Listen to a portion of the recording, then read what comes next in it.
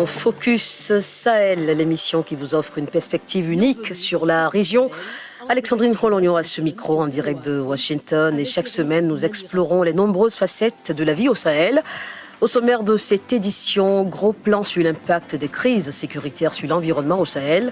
Certaines ressources se raréfient pendant que des populations sont obligées de fuir leur milieu de vie. À suivre le reportage de Gilles Dasda qui s'est entretenu avec divers experts et a recueilli les témoignages des déplacés. Notre invité analysera les effets des attaques terroristes et les déplacements des populations sur l'environnement au Burkina Faso et dans la région du Sahel. Et nous irons ensuite au Mali pour évaluer l'impact de la crise sécuritaire sur les activités de pêche dans le centre du pays.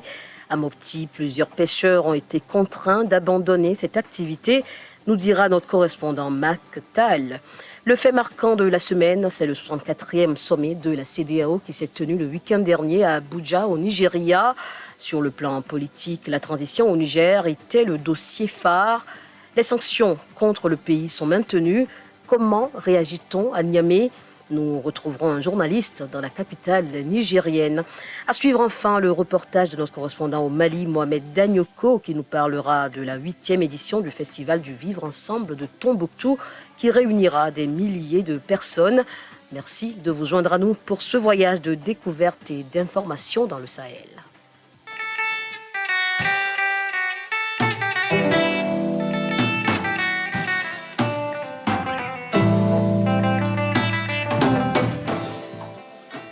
Au Burkina Faso, les attaques terroristes qui durent depuis près de 8 ans ont des conséquences sur de nombreux pans de la vie du pays. Si les secteurs les plus souvent cités sont l'économie, les infrastructures, l'enseignement, un secteur clé comme l'environnement semble souvent oublié dans la stratégie de reconquête du pays. L'impact du terrorisme sur l'environnement est pourtant un fait réel que notre correspondant au Burkina Faso a cherché à élucider. Suivez ce reportage de Gilles Dasda. Le 1er décembre dernier, devant l'Assemblée législative de transition, le Premier ministre burkinabé tient son discours sur la situation de la nation. Durant de longues minutes, Apollinaire Kilem ressort les défis actuels du Burkina. Mais l'homme n'évoquera pas un sujet pourtant pas des moindres dans ces périodes d'insécurité. L'environnement, un pan des défis qui va lui rappeler la députée Awa Fofana. Aujourd'hui, le contexte d'insécurité au niveau du Burkina Faso impacte fortement l'environnement. L'environnement est fortement dégradé. Et sur les questions d'environnement, la députée en connaît un rayon. Elle est d'ailleurs officier des services des eaux et forêts. Nous la retrouvons après la séance du jour. Notre environnement est fortement dégradé. Non seulement par notre mode de production et de consommation ou notre mode d'utilisation de nos terres, mais également par les questions de terrorisme aujourd'hui qui impactent fortement sur l'environnement. Il faut forcément faire d'abord un état des lieux. Aujourd'hui, il est question de l'intégrité, de la restauration de l'intégrité du territoire. Mais à la fin, il sera également question de la restauration de l'environnement. Environnement fortement dégradé par l'insécurité, mais aussi des populations locales privées d'accès à des ressources environnementales. Pour en avoir une idée claire, direction Kaya, à 100 km de Ouagadougou. Ici, des milliers de personnes ont dû partir de leur village. Pendant de longues périodes, bon nombre comme Amadou Sawadogo n'avaient plus accès aux ressources environnementales qu'ils exploitaient avant. Notre village avait bénéficié d'un château d'eau car il y a une étendue d'eau non loin de notre zone. Tout allait bien, nous produisons en quantité et les femmes venaient vendre à Kaya ici. Mais moins d'1 an après, on ne pouvait plus aller travailler dans nos périmètres irrigués. Jusqu'à présent, c'est dangereux d'y aller, sauf si les FDS vous accompagnent. Cette eau était l'essence même de notre vie, de nos productions maraîchères. Ce qui est arrivé, c'est vraiment du gâchis. Notre vie a été détruite. Certains d'entre nous ont essayé de repartir travailler là-bas et ils ont été tués. Impossible d'aller aussi exploiter nos brousses, on n'y a plus accès. Vous savez, même pour se soigner, on allait chercher les plantes qu'il nous fallait. Maintenant, on est obligé d'aller dans les environs des villages plus sécurisés pour cela. À Dablo aussi, Les brousses sont inaccessibles du fait de l'insécurité. Pourtant, ces étendues d'arbres et autres plantes étaient de véritables viviers pour les populations avant qu'elles ne fuient ce village où vivaient Patenema Kagone et les siens. La majorité de nos biens, c'était dans la brousse. Nos animaux et autres y vivaient. Nous-mêmes, nous menions toutes nos activités là-bas. C'était rare qu'on vienne dans le village, à moins d'avoir besoin de quelque chose de spécifique. Installé à Kaya depuis plus de 2 ans, l'homme va y vivre un autre calvaire, l'attaque d'un poste d'approvisionnement du lac Dem par les terroristes. C'est ce lac qui dessert la ville en eau. C'était en mars dernier et Kaya était privé d'eau courante durant une très longue période. La coupure de la desserte en eau a duré près de 2 mois. Durant ce temps, c'était très difficile. Vous pouvez passer des heures devant des fontaines avant d'avoir de l'eau. Dans notre zone, il y avait une seule fontaine et c'est pas à tout moment qu'on pouvait avoir de l'eau. La desserte en eau de la ville a repris depuis. Mais dans de nombreuses zones du pays, les ressources environnementales ont été fortement dégradées du fait de la crise sécuritaire que traverse le pays. Une situation qui joue aussi bien sur les hommes, la flore et la faune. Gildas Da de retour de Kaya, VOA Afrique. Et nous l'avons au bout du fil dans cette émission, l'auteur de ce reportage, Gildas Da. Bonsoir Gildas. Bonsoir Alexandrine. Vous l'avez remarqué et soulevé dès le début de votre reportage, l'environnement est un secteur quelque peu négligé dans les plans de lutte contre l'insécurité et de la reconstruction des zones affectées. Qu'est-ce qui explique, selon vous, cette situation ? Alors, Alexandrine, je pense que cela peut s'expliquer un peu par ce qu'on appelle ici les priorités. D'abord, il faut faire face aux attaques, aux menaces directes liées au terrorisme. C'est-à-dire, il faut repousser les attaques, il faut sécuriser les convois, les villages et prendre aussi en compte les personnes déplacées internes. Donc, vous voyez que face à toutes ces priorités-là, tout ça, ça requiert des moyens financiers. Face à tout ça, la protection de l'environnement ou sa restauration, ça passe un peu par perte et profit, si je peux m'exprimer ainsi. Donc, la preuve, c'est que le Premier ministre, dans son discours, n'avait même pas évoqué le sujet. Les fonds assez limités d'un pays comme le Burkina Faso font passer un peu l'environnement au second plan. Pourtant, Alexandrine, c'est un domaine, c'est un peu dommage parce que c'est un domaine assez important, parce que les problèmes d'accès aux ressources naturelles peuvent être aussi source de conflits entre des groupes sociaux. Et au Burkina, on l'a vu bien avant le terrorisme, entre les cultivateurs et les éleveurs. Donc, c'est un peu un cercle vicieux. Il faut qu'on travaille à déconstruire cela, sinon ça va continuer. Au-delà des actions qu'on peut espérer du gouvernement burkinabé, par exemple, est-ce qu'il y a des ONG ou des initiatives privées qui mènent des actions dans ce sens ?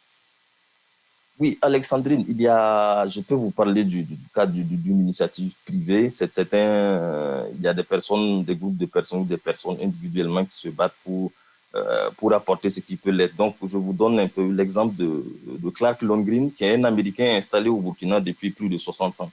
Donc, il a recueilli, si je peux m'exprimer ainsi, et il élève dans un lieu des animaux sauvages. Donc, ce qui arrive un peu, il fait en sorte que ces animaux arrivent à se reproduire, parce que pour lui, il est important que ces animaux sauvages puissent perpétuer leur espèce. Vous savez aussi, le conflit a joué aussi sur ces animaux-là qui ont aussi fui des grandes forêts du Burkina du fait des combats. Mais aussi, on sait aussi depuis un moment qu'il y a des braconnages pratiqués par les groupes armés terroristes parce qu'ils veulent se nourrir. Donc, malheureusement, ce type d'action que mène Longgreen, ça reste un peu à un état insuffisant. Et il va falloir plus d'engagement d'ONG sur le sujet. Pour ce reportage, vous avez recueilli des témoignages poignants des personnes qui subissent l'impact même de cette négligence de la protection de l'environnement. Est-ce qu'il y a un fait ou un épisode qui vous a marqué pendant la réalisation de ce reportage, Gildas ? Oui, l'épisode qui m'a surtout marqué, c'est celui des ressortissants de Dablo. Parce que, vous savez, un peu en Afrique, un peu sous nos tropiques, tout se passe dans la brousse, tout se passe dans la forêt. Même pour le passage du jeune garçon à l'adulte, tout se passe dans la brousse. Donc, quand vous discutez avec des personnes qui vous disent que toute leur vie était en fait basée sur les étendues d'eau, grâce auxquelles ils arrivaient à produire et à se nourrir, et sur les brousses et sur les forêts, grâce auxquelles ils arrivaient aussi à manger, et surtout grâce auxquelles ils arrivaient à se soigner, et que du jour au lendemain, ils ne puissent plus atteindre ces forêts, ils ne puissent plus rentrer dans ces forêts, dans ces brousses, ou atteindre ces étendues d'eau-là pour pouvoir même boire, ça devient compliqué. Donc, vous avez des personnes qui étaient dans leur village, qui s'en sortaient bien économiquement, qui se battaient, qui produisaient et qui n'avaient rien à envier des gens qui se retrouvaient dans les grandes villes et qui se sont retrouvés du jour au lendemain expulsés de leur village parce qu'ils n'avaient plus accès aux ressources et parce que tout ça, ça a été verrouillé à un moment donné, qui ont été obligés de fuir. Donc, forcément, ça vous touche quand vous rencontrez des personnes comme ça. C'est le cas de M. Kagoné qui parle dans le reportage. On a vu dans le reportage. Je vous remercie pour ces partages, Gilles Dasda. Merci.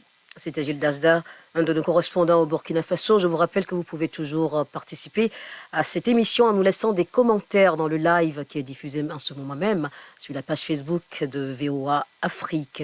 Et pour une analyse de ce sujet, de ce thème, sur la protection de l'environnement en situation d'insécurité, nous allons retrouver notre invité, Moussa Zerbo. Il est le coordinateur du mouvement pour la protection de la forêt de Koua, toujours au Burkina Faso. Bonsoir, Monsieur Zerbo. Bonsoir Alexandrine. Merci de nous rejoindre. Tout d'abord, quel effet le terrorisme et l'insécurité ont-ils sur l'environnement dans votre pays et au Sahel d'une manière générale? Il faut dire que les effets sont énormes et il faut le reconnaître. Les causes à effet sont de plusieurs ordres. Et lorsque nous prenons des régions chez nous telles que l'Est, la boucle du Mouroun, les cascades, le Sud-Ouest, et dans une moindre mesure les hauts bassins, lorsque vous voyez un peu les terroristes avaient élu domicile dans ces forêts. Et ils étaient réfugiés là-bas et c'était le lieu de tout faire. On se rappelle cette fameuse forêt de Kabonga, dans la Compiègne, où il y avait des exactions. Donc, entre-temps, des forêts classées avaient été pénétrées par des terroristes qui les occupaient.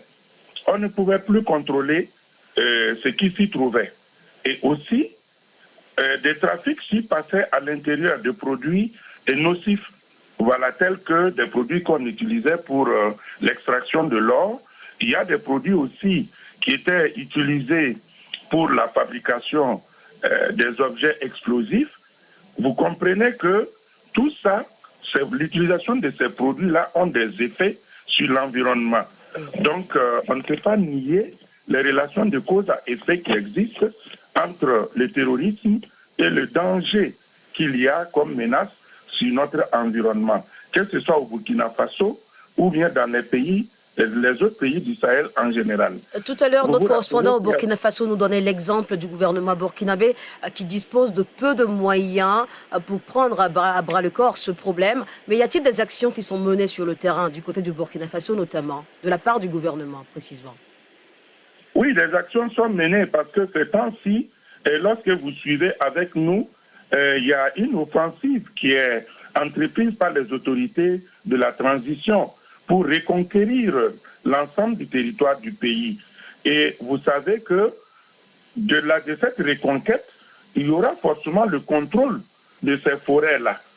Donc, nous pensons que beaucoup d'actions sont menées par nos autorités pour pouvoir reconquérir le territoire.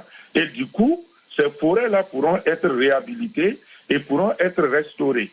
Et déjà, avec les actions entreprises, avec le chef de l'État qui est lui-même d'esprit sankariste, vous voyez un peu que la cause de l'environnement n'est plus une cause individuelle, mais une cause des communautés, où lui-même il invite à moindre occasion pour que des reboisements puissent se faire. Et vous avez vu, pour ce qui est de mon cas, la forêt par exemple de Koua, dont mon mouvement s'en occupe, vous avez vu les efforts qui ont été fournis pour pouvoir protéger... Justement, j'aimerais m'intéresser un tout petit peu à ce que fait concrètement votre mouvement au niveau de la forêt de Koua. Que faites-vous comme action? Nous disposons d'outils de plaidoyer auprès des autorités. Un accent particulier, on met sur ce qu'on appelle, par rapport à l'insécurité, nous sommes confrontés à autre crise que tout le monde sait. On a bien peur qu'après la crise sécuritaire, qu'on soit confronté justement à la crise écologique. Donc par rapport à cela, nous avons beaucoup d'outils sous la main que nous menons auprès du grand public, notamment des actions de sensibilisation, des actions de communication. Et dans ces jours, nous allons mener des actions sur les pollutions avec les métaux lourds dus aux objets technologiques qui ne sont pas suffisamment recyclés et qui peuvent être une menace plus tard. Donc, c'est pour vous dire, nous communiquons beaucoup, nous menons des actions de plaidoyer auprès des autorités et pour que justement la question de l'environnement puisse être une question prioritaire, une question primordiale pour nous. Monsieur Zerbo, vous êtes à Ouagadougou. On sait que la COP28 s'achève aujourd'hui même du côté de Dubaï. Est-ce que vous avez pu suivre un tout petit peu les discussions autour de la réduction ou non des énergies fossiles? Est-ce que le Burkina Faso attend concrètement des partenaires en ce qui concerne la préservation de l'environnement? Oui, effectivement, j'ai suivi la question de l'élimination progressive des combustibles fossiles au détriment des énergies renouvelables. Et la question de la résilience est venue. Voilà, la question de la résilience au changement climatique et la garantie du soutien pour financer les pays dits vulnérables. En tout cas, j'ai suivi ça avec beaucoup d'intérêt et je pense qu'il y a lieu justement que nous puissions changer de façon de voir. Vous savez que le Burkina Faso est dans cette résilience, ce n'est pas aujourd'hui. Donc, il faut effectivement qu'on arrive à prendre à bras le corps la question de l'utilisation des énergies renouvelables. Vous voyez, chez nous, nous sommes un pays de soleil et l'énergie solaire est utilisée un peu partout. Absolument. Donc, c'est le moment de le rappeler. Je vous remercie, Monsieur Moussa Zerbo. Je rappelle que vous êtes le coordonnateur du mouvement pour la protection de la forêt de Kwa au Burkina Faso. Le Sahel, une région à la croisée des chemins. Focus Sahel, votre nouvelle émission sur VOA Afrique. Crise sécuritaire, montée de l'extrémisme, déplacement de populations à influence étrangère. VOA Afrique braque ses projecteurs sur la bande sahélo-saharienne pour vous aider à comprendre les enjeux qui sévissent dans cette région et les événements qui rythment la vie de ces pays. Retrouvez nos équipes à Washington et nos correspondants sur le terrain pour des reportages, des analyses et des interviews. Pour tout comprendre sur le Sahel, rendez-vous tous les mardis à 18h temps universel sur VOA Afrique, voaafrique.com et toutes nos plateformes digitales. Et merci à vous qui nous suivez à travers les plateformes digitales de VOA Afrique et via nos médias partenaires. Rendons-nous maintenant au Mali pour parler du secteur de la pêche dans la région de Mopti. Bien avant la crise sécuritaire, la pêche était la principale activité génératrice de revenus dans le cercle de Yuwaru. Beaucoup profitaient du dynamisme du secteur, mais la crise sécuritaire a porté un coup dur à la pêche. Reportage de Makital à Mopti. Situé au cœur du delta central du Niger, Yuwaru était une zone de pêche par excellence. Cependant, la crise sécuritaire a durement affecté le secteur, comme le dit Bokar Kampo, pêcheur au campement de Dentaka. Nous sommes des pêcheurs au bord d'un marigot. Les groupes armés sont venus nous demander de quitter les lieux parce qu'il y a un conflit. Les mareyeurs chargés de revendre les poissons sont aussi touchés par le ralentissement des activités de la pêche dans la région de Mopti. Amadoun Bilankoro est un revendeur de poissons à Yuwaru. Nous sommes victimes de l'insécurité en ce moment. Nous savons tous qu'il faut se déplacer pour avoir des poissons, mais c'est impossible aujourd'hui en cette période de crise. Résultat, les poissons est devenu très cher. Aïssata Kassé nous parle des difficultés qu'elle rencontre pour faire ses achats au marché. Avant la crise à Yuwaru, on pouvait manger avec 2000 francs. On paye les poissons et avoir les condiments, tous les condiments que tu veux. Mais maintenant, on ne peut rien avoir. Le prix du poisson seulement fait 2000 francs ou 1500, les petits poissons. Vraiment, on souffre à Yuwaru. C'est pour cette raison que Kassim Koulibaly, un agent du secteur de la pêche, lance un appel au gouvernement pour sécuriser la zone afin de permettre une relance du secteur. Dans le domaine de la pêche aujourd'hui, le socle aujourd'hui est perturbé par l'insécurité.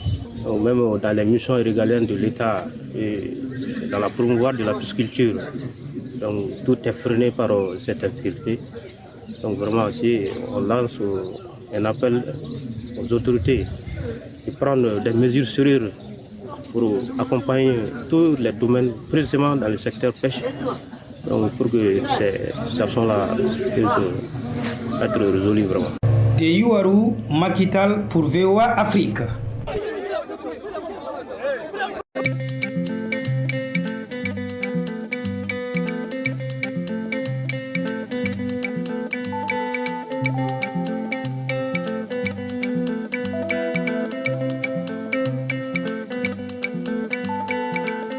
Focus Sahel, suivez au Afrique et nous serons ravis de savoir ce que vous pensez du thème de ce jour, l'insécurité et l'environnement dans la région du Sahel. Pour la suite de cette émission, le fait marquant de la semaine, le 64e sommet des chefs d'État de la CEDEAO s'est tenu le week-end dernier à Abuja au Nigeria. Sur le plan politique, la transition au Niger était le dossier phare. Les sanctions contre le pays sont maintenues. Comment réagit-on à ce sujet au Niger? Nous retrouvons à Niamey Seyni Amadou, rédacteur en chef de Canal 3 au Niger. Bonsoir, monsieur Amadou. Bonsoir, Alexandrine. Bienvenue. Comment a été accueillie sur place la décision de la CEDEAO de maintenir les sanctions contre le Niger?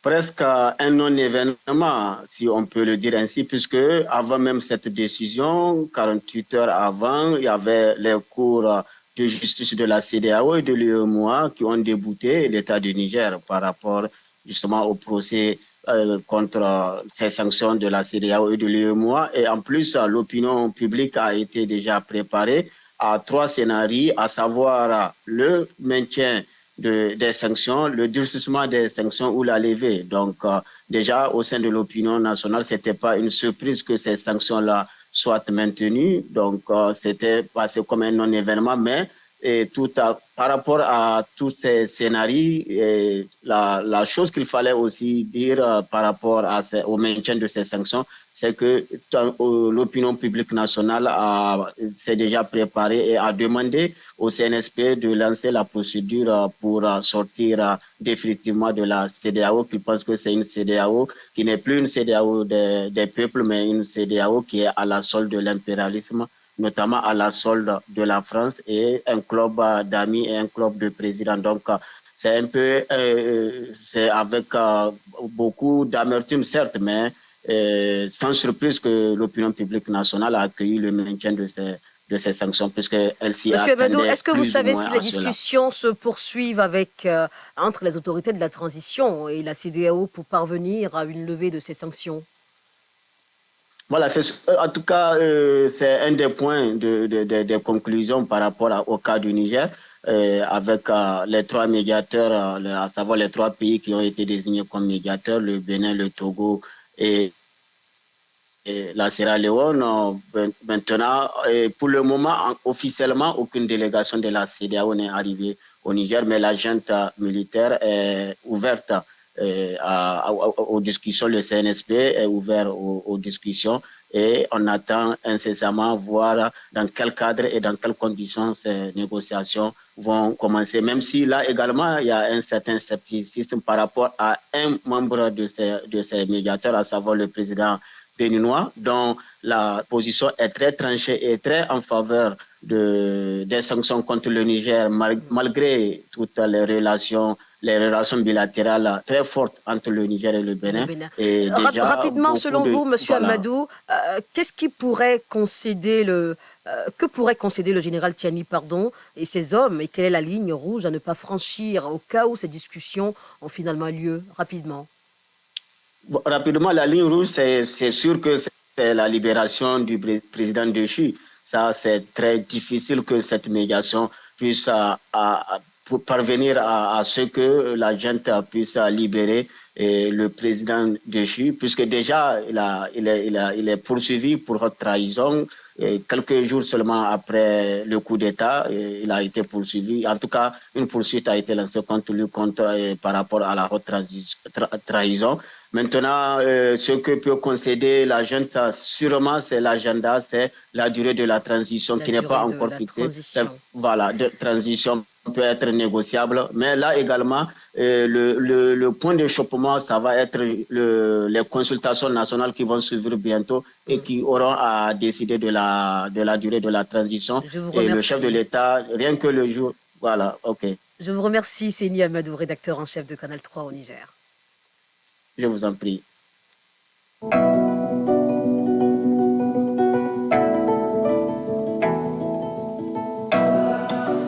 Rendons-nous maintenant au Mali pour la note positive de cette édition. C'est pour parler du Festival du Vivre Ensemble, dont la 8e édition est déjà en cours et se poursuit jusqu'au 17 décembre à Tombouctou.